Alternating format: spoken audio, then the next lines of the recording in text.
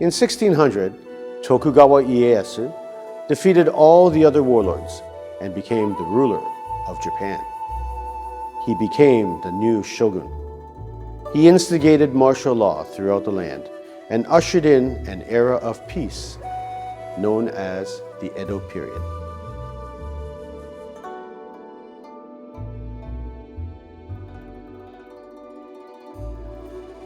In this new era of peace, there was no more battlefield fighting.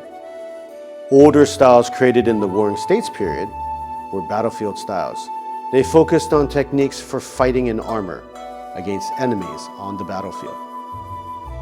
But in the era of peace, the focus shifted instead to maintaining law and order in the growing towns and cities.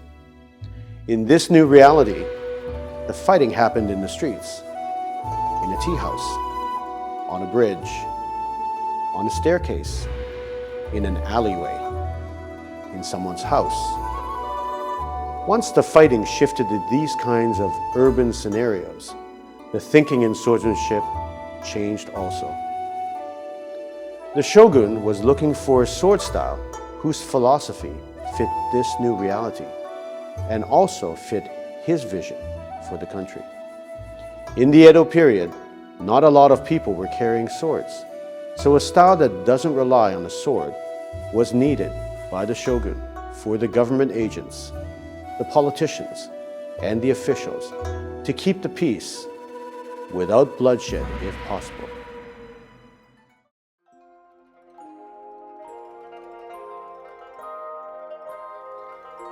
Remember the incident at Myoko Temple? Kami-Izumi gave us an example of Muto, no sword. Remember Munetoshi's homework? Research the principle of Muto, no sword. And remember that to keep the peace, the shogun needed a style that doesn't rely on a sword. Muto, no sword. In Yagyu Shinkage-ryu, there is a saying, it is possible to not defeat an opponent and still not lose. Not winning, but not losing. In other words, we do not try to win, but we do not lose either.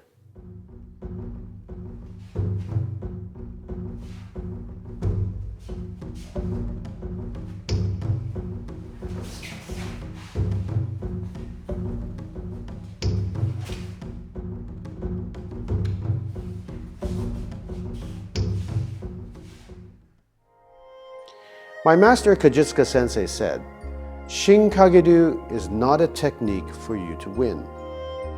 It is a technique so that you don't lose. In other words, it is not focused on winning, as in killing others, but rather on not losing. It is focused on surviving and staying alive. This is the idea of self-defense. The shogun chose Yagyu Shinkage-ryu because the thinking and philosophy is the same.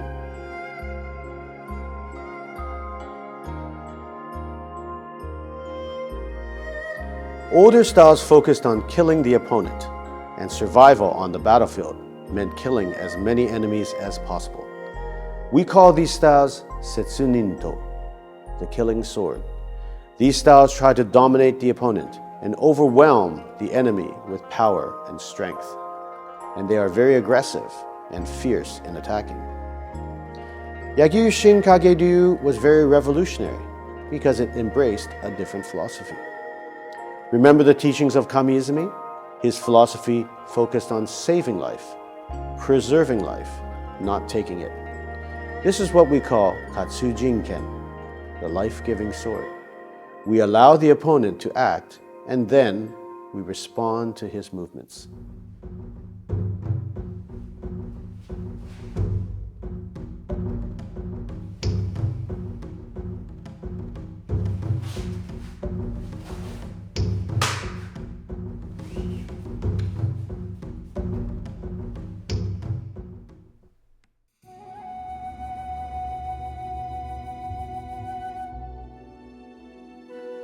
This adapting and responding to the opponent's actions was Kami-Izumi's groundbreaking philosophy. It can be summed up like this: what we do depends on what the enemy does, just like a sailor who reads the wind and then adjusts the sails accordingly. This is Kami-Izumi's philosophy of Marobashi, which is a constant, free, and natural adjustment to any situation. This adapting and responding to the opponent's actions is Katsu Jinken. Our sword is free, adaptable, flexible, and alive. It is a living sword.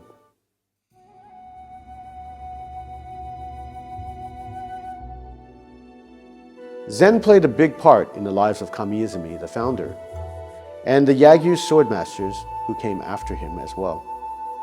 In the case of Kami-Izumi, he was tutored in Zen Buddhism by an old Zen master from the age of 13.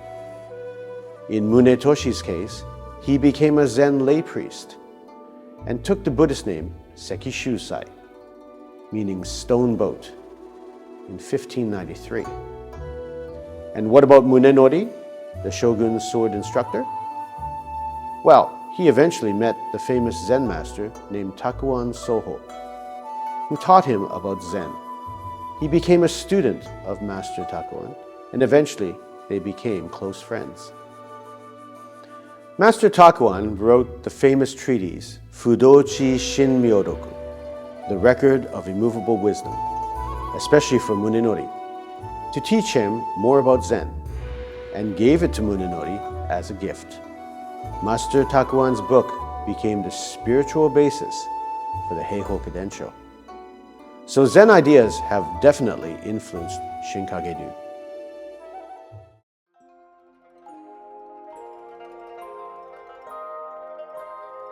Zen focuses on the mind, on being aware, on being present and in the moment, being free of obsessions.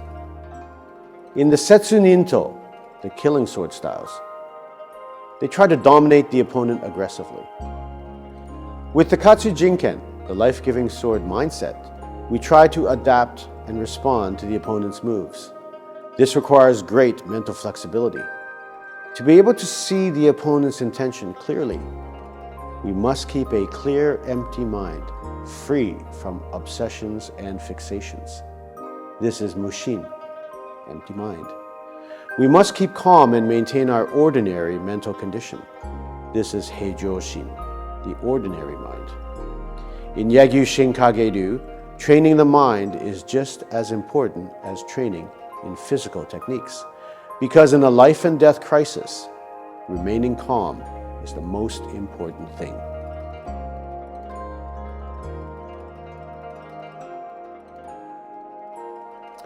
Yagyu Shinkage-ryu also contains a lot of Buddhist ideas on ethics and morality.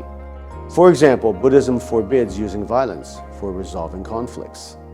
The Buddha said one should not beat or kill others. The Buddha also said, victory breeds hatred.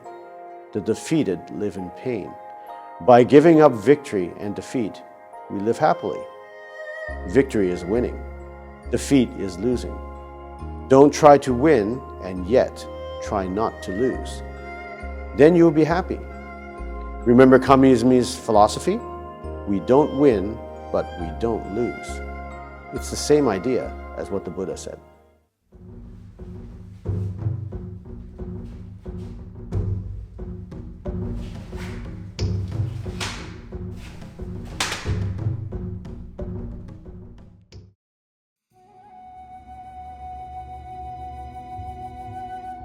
Buddhism preaches benevolence, a philosophy of peace, non-aggression, and love for one's fellow man. Likewise, these Buddhist ideas are also present in this style. No longer are we trying to kill the opponent. That is Setsuninto, the killing sword. Instead, we seek to discourage him from continuing to attack us. In many of the techniques of this style, you will see that we focus on hitting the hands so that the opponent is unable to fight us anymore. The purpose of Yagyu Shinkage-ryu is to stop the opponent, ideally without hurting him. That is the ultimate goal. We don't want to hurt him badly or kill him because it's the sword of peace. And this is what the shogun was looking for. This is Kachijinken, the life-giving sword. That's why it was chosen to be the official sword style of the shogun. That's why it was chosen to represent the shogun. And that is why it became famous.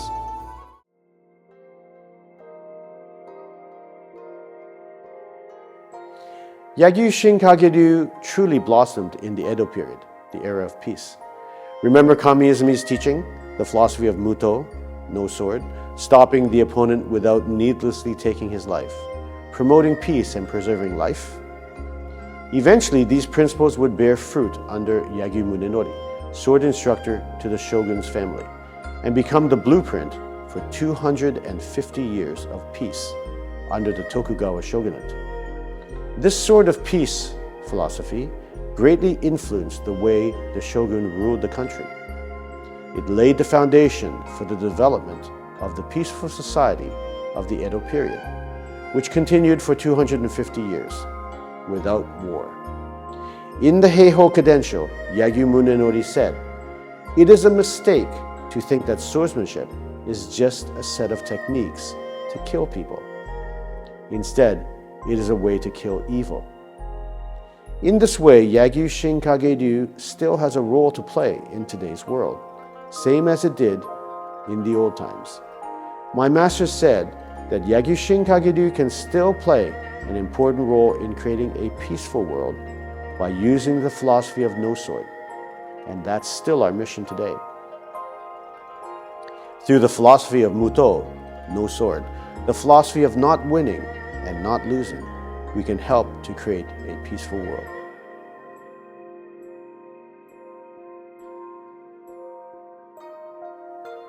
Yagyu Shinkageryu is a beautiful style. It is simple, yet refined. There is nothing crude or violent about it. It is elegant in its physical movements and techniques. It is also very philosophical, being one of the styles to fuse Zen Buddhism with swordsmanship.